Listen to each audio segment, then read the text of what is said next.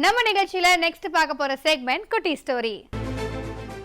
கலைஞானம் தயாரிப்புல M Bhaskar இயக்கத்துல இளையராஜா இசையில Rajini first ஹீரோவா நடிச்ச படம் பைரவி. அது மட்டும் இல்லைங்க, இந்த படத்துக்கு அப்புறமா தான் ரஜினிக்கு சூப்பர் ஸ்டார் அப்படிங்கிற டைட்டிலே கிடைச்சது இல்லையா. இன்னைக்கு இந்த படம் ரிலீஸ் ஆகி 44 வருஷங்களை கடந்திருக்கு. இந்த பைரவி படத்தை பத்தியும் சூப்பர் ஸ்டாருங்கிற டைட்டிலுக்கும் என்ன சம்பந்தம் அப்படிங்கிறத குட்டி ஸ்டோரியில பார்த்துட்டு வாங்க. நடிகர் திலகம், மக்கள் திலகம், நடிகவேல் என நமது ஆதர்ச நாயகர்களுக்கு பட்டம் சூட்டி பரவசப்படும் பாரம்பரியம் தமிழ் திரையுலகில் உண்டு.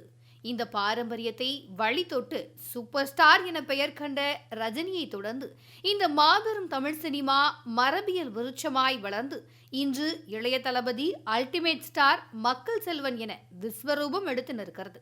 ஆனால் இவற்றில் அடுத்த நடிகர் திலகம் யார், அடுத்த நடிகவேல் யார் என்ற பேச்சு எழுவதை காட்டிலும் அடுத்த சூப்பர் ஸ்டார் யார் என்ற போட்டிதான் இங்கு நீயா நானா என போய்கொண்டிருக்கிறது. சூப்பர் ஸ்டார் பட்டத்தில் அப்படி ஒரு மாயாஜாலம் 3 தலைமுறையை தாண்டியும் இருக்கத்தான் செய்கிறது.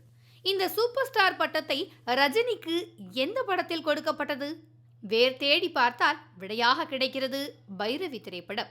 ஆம், அபூர்வ ராகங்கள் என்ற படத்தில் பைரவி வீடு இதுதானே என்ற கேள்வியோடு கதவை திறந்து திரையுலகிற்கு அறிமுகமான ரஜினிகாந்த் முதலில் நாயகனாக அவதாரம் எடுத்தது இன்றைய தேதியில் 1978ஆம் ஆண்டு வெளியான பைரவி திரைப்படத்தில்தான்.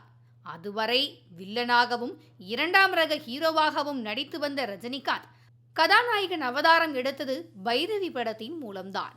இன்றைக்கு ரஜினியின் கபாலியை வைத்து கல்லா கட்டிய கலைப்புலி எஸ் தானுதான் அன்றைக்கு பைரவி படத்தின் விநியோகஸ்தர்.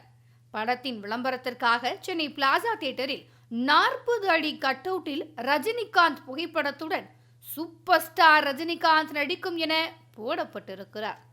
இதுதான் சூப்பர் ஸ்டார் என்ற சொல்லுக்கு ரஜினிகாந்த் என்ற அந்தஸ்து கிடைத்த முதல் தருணமும் கூட.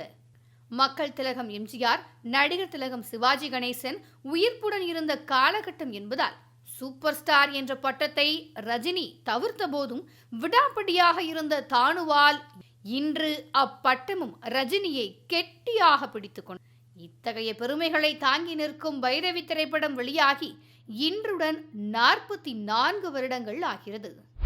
என்ன நேயர்களே, இன்னைக்கான திரைமுரசு நிகழ்ச்சியில சினிமா பத்தின பல இன்ட்ரெஸ்டிங்கான விஷயங்கள்லாம் பார்த்திருப்பீங்க. இதே மாதிரி நாளைக்கும் இதே நேரத்துல இதே நிகழ்ச்சியில புது செய்திகளோட சந்திக்கலாம். Until then, bye from Divya. Bye bye.